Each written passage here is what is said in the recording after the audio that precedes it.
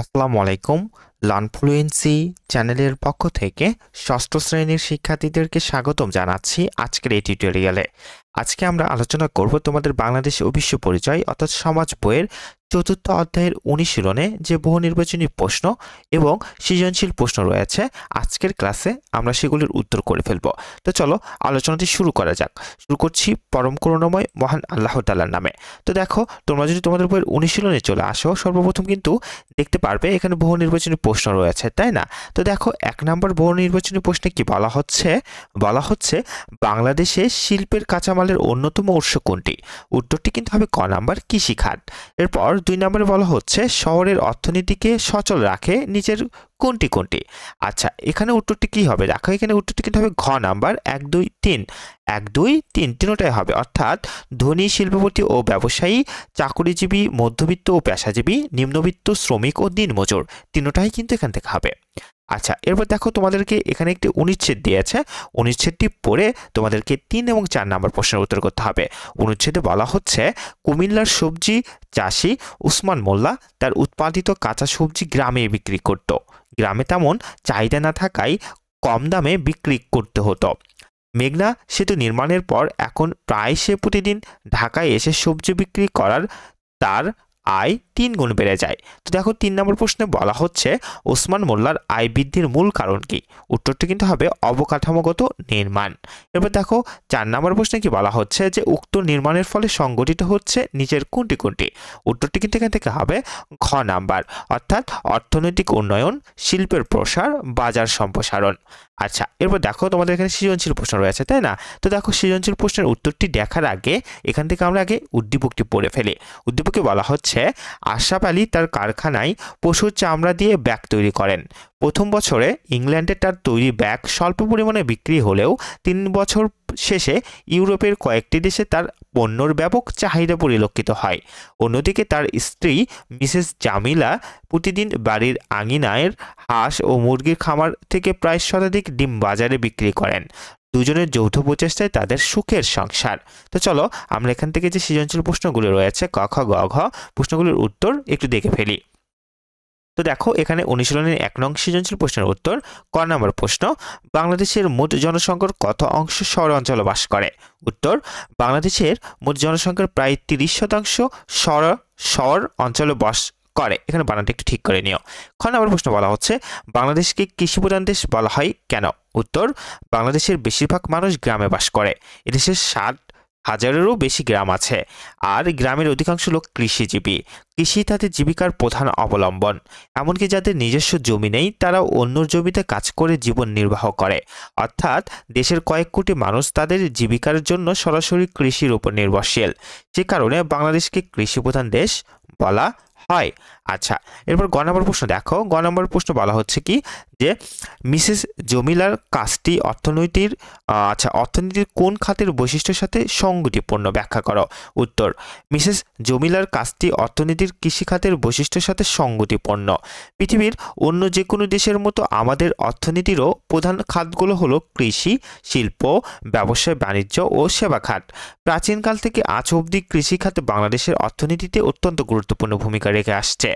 উদ্দীপকে উল্লেখিত মিসেস জমিলা তার বাড়ির আঙিনায় মুরগির খামার তৈরি করে তার থেকে উৎপাদিত প্রায় শতাধিক ডিম বাজারে বিক্রি করে। অর্থাৎ মিসেস জমিলা মুরগি পালনের মাধ্যমে জীবিকা নির্বাহ করে।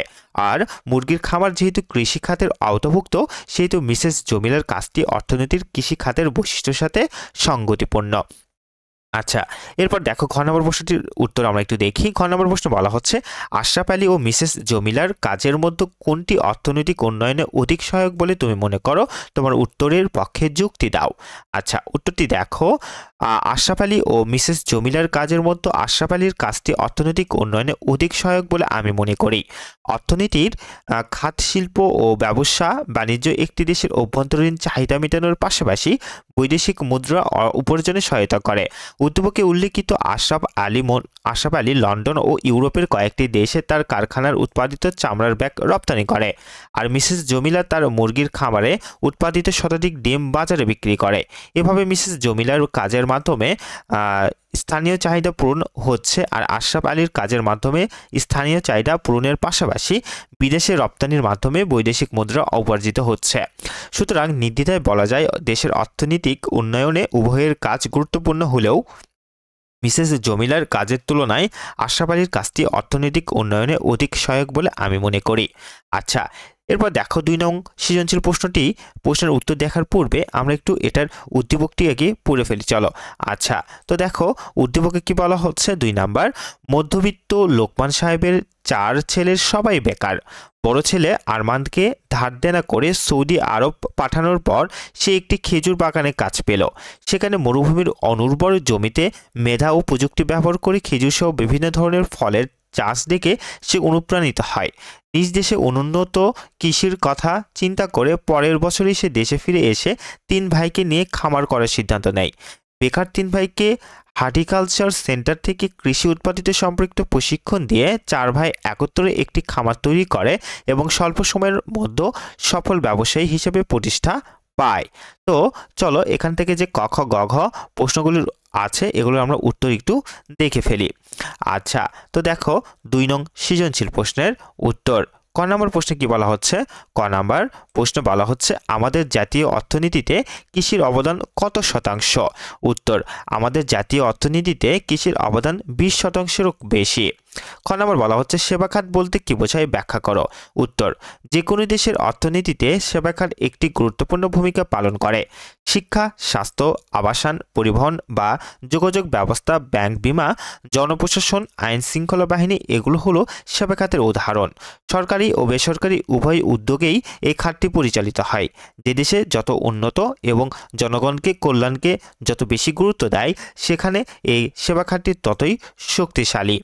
এরপর গ নম্বর প্রশ্নে কি বলা হচ্ছে দেখো। গ নম্বর প্রশ্নে বলা হচ্ছে জনাব আরমান সৌদি আরব থেকে ফিরে কোন অর্থনীতির সাথে যুক্ত হয়েছেন, ব্যাখ্যা করো। উত্তর, আচ্ছা দেখো জনাব আরমান সৌদি আরব থেকে দেশে ফিরে গ্রামীণ অর্থনীতির সাথে যুক্ত হয়েছেন।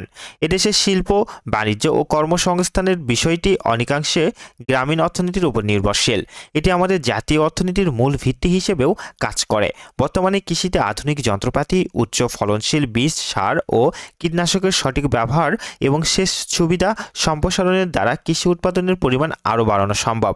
এতে গ্রামের মানুষের জীবনমানের উন্নতি ঘটবে এবং গ্রামীণ অর্থনীতি শক্তিশালী হবে।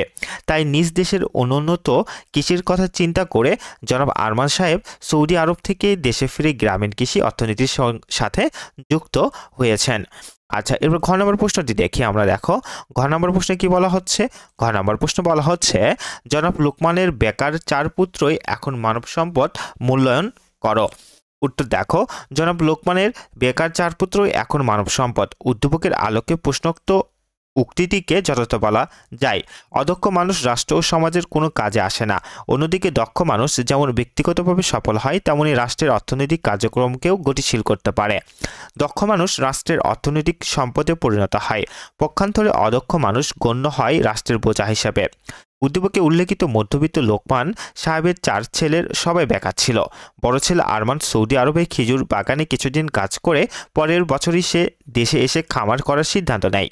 দেশে এসে বেকার 3 ভাইকে হর্টিকালচার সেন্টার থেকে কৃষি উৎপাদন সম্পর্কিত প্রশিক্ষণ দিয়ে 4 ভাই একত্রে একটি খামার তৈরি করে এবং স্বল্প সময়ের মধ্যে সফল ব্যবসায়ী হিসেবে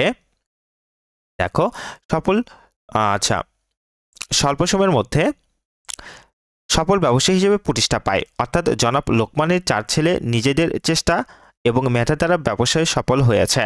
তাই নিঃসন্দেহে আমি বলতে পারি জনাব লোকমানের 4 পুত্রই এখন মানব সম্পদ, কারণ তারা এখন দেশের অর্থনীতিতে ব্যাপক অবদান রাখছে।